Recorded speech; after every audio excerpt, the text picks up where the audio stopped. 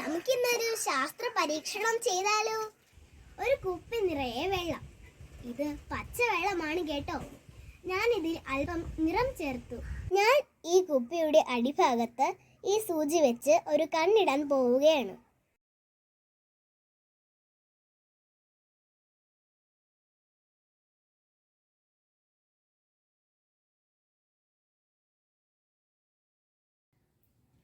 ഇപ്പോൾ ഈ കുപ്പിയിൽ നിന്ന് വെള്ളം പോകുന്നത് കണ്ടോ?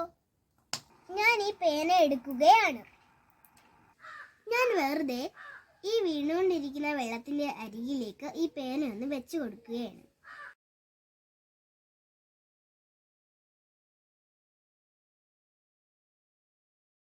ഈ വീണുകൊണ്ടിരിക്കുന്ന വെള്ളത്തിന് ഒന്നും സംഭവിക്കുന്നില്ല. ഞാൻ ഈ പേന എൻ്റെ തലയിൽ ഒന്ന് ഉരസുകയാണ്. ഇനി ഈ പേന ഈ വെള്ളത്തിന്റെ അരികിലേക്കൊന്ന് വെച്ച് നോക്കാം. കണ്ടോ, വെള്ളം പേനയുടെ നേർക്ക് വളയുന്നു.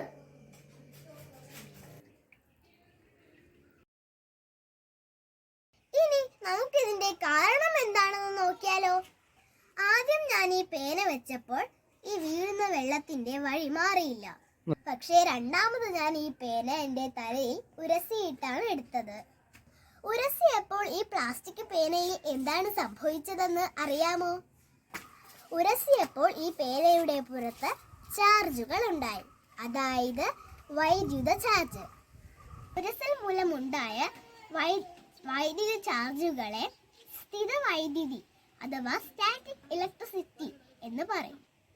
പേനയിൽ ചാർജ് ഉണ്ടായതുകൊണ്ട് മാത്രമല്ല വെള്ളത്തിന്റെ വഴി മാറാൻ കാരണം.